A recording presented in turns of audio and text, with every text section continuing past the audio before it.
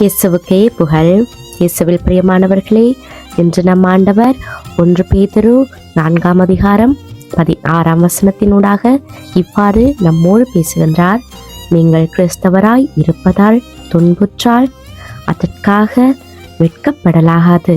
அந்த பேரின் பொருட்டு கடவுளை போற்றி புகழுங்கள். மிகவும் அருமையான வார்த்தையை ஆண்டவர் இன்று நமக்கு கொடுத்து எங்களுடைய கண்களை திறந்திருக்கிறார். இன்றைய உலகத்துல கிறிஸ்துவாக வாழ்வது எளிதல்ல. எங்களுடைய விசுவாசத்தை காரணமாக கொண்டு எங்களில் பலர் எங்களை புரிந்து கொள்ளாம பேசலாம். நாங்க ஆண்டவருக்காக செயற்படுறதும் அவருக்காக வாழ்றதும் பிறருடைய பார்வையில அது ஒரு கேலித்தனமான விஷயமாக இருக்கலாம். எங்களை அவங்க அதனால ஒதுக்கவும் செய்யலாம். அந்த நேரங்களில் எங்களுடைய உள்ளத்துல ஒரு கேள்வி எழும்பும், நான் ஏன் இதெல்லாம் செய்யணும்? நான் ஆண்டவருக்காக செய்கிறேன், ஆனால் எங்களுடைய மனுஷங்க யாரும் எங்களை ஏற்றுக்கொள்கிறாங்க, இல்லை எங்களை வெறுக்கிறாங்க. நாங்கள் இந்த உலகத்தில் தானே வாழ்கிறோம். அடுத்தவங்களோட நாங்கள் ஒற்றுமையாக ஒன்றா சந்தோஷமாக வாழ நினைக்கிறோம். ஆனால் நாங்கள் செய்கிற இந்த காரியங்கள் எல்லாம் அவங்கள்ட்ட இருந்து எங்களையே புறம்பே தள்ளுதுன்னு நாங்கள் யோசிக்கலாம். அதை நினைச்சு நாங்கள் கவலைப்படலாம். ஆனால் ஆண்டவருடைய வார்த்தை இன்றைக்கு எங்களுக்கு அந்த விஷயத்தை தெளிவாக சொல்லுறது.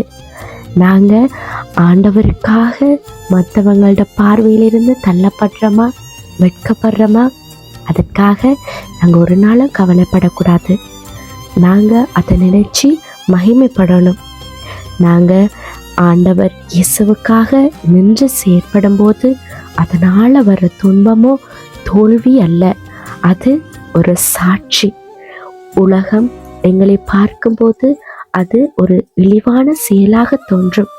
என்னடா இவங்க பைபிளை தூக்கிட்டு போகிறாங்களே, இப்படி ஆண்டவரை பற்றி இப்படியெல்லாம் சொல்கிறாங்களே, அதெல்லாம் உண்மையாண்டு பிறர் மனசில் தோன்றும். ஏனெண்டா அவங்க ஆண்டவரை அறியாதவங்க. நாங்கள் ஆண்டவரை அறிஞ்சிருக்கிறோம். ஆண்டவர் எங்களை அவருடைய மீட்பின் பங்காளிகளாக தெரிந்திருக்கிறார். நாங்கள் திருமுழுக்கின் மூலமாகவே ஆண்டவருடைய பிள்ளைகளாக மாறியிருக்கிறோம். நாங்கள் திருச்சபையிலேயும் ஒரு அங்கத்தவர்களாக எங்களை ஆண்டவர் நியமிச்சிருக்கிறார்.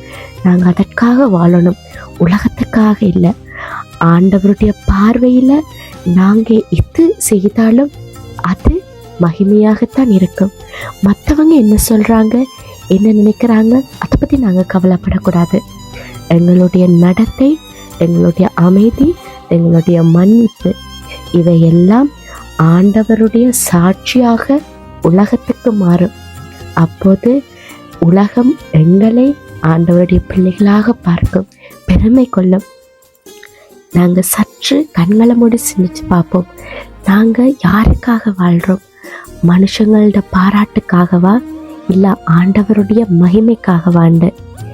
யாராவது உங்களை உங்களுடைய விசுவாசத்தை குறை சொன்னால் மனம் உடைஞ்சு போகாதீங்க.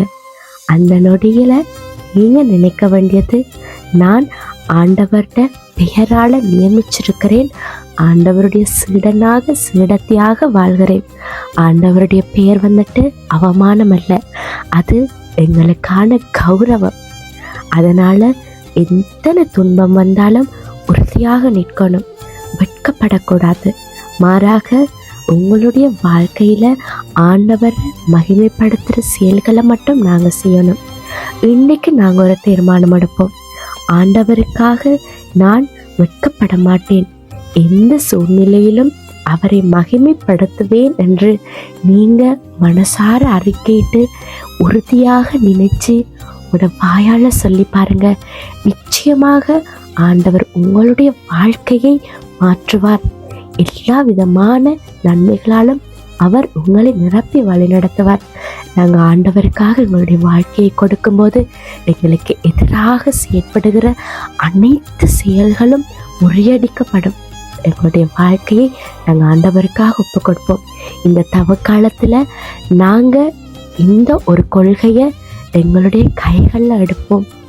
நாங்கள் ஆண்டவருக்காக வாழும்போது அனைத்தையும் அவர் எங்களுக்கு நிறைவானதாக மாற்றுவார். விசுவசிக்கிறீங்களா? முழு மனத்தோடு ஆண்டவருக்கு ஆமேன் சொல்லுங்க. ஆண்டவருக்கு நன்றி சொல்லுங்க. ஆண்டவரை துதித்து கொண்டே இருங்க.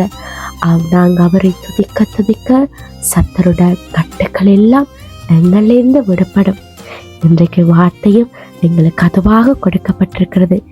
நாங்கள் ஆண்டவரோடு இருக்கிறது, ஆண்டவர் பேரால் இருக்கிறது எங்களுக்கு அவமானம் அல்ல. அது எங்களுடைய மீட்பின், எங்களுடைய அடையாளத்தின் சின்னம். அதனால நாங்கள் பெருமையாக சொல்லுவோம், நான் ஆண்டவருடைய பிள்ளை, நான் ஆண்டவரால் தேர்ந்து கொள்ளப்பட்ட மக்களிடம் நாங்கள் சொல்றதுல நாங்கள் பெருமைப்படணும். ஆமேன்.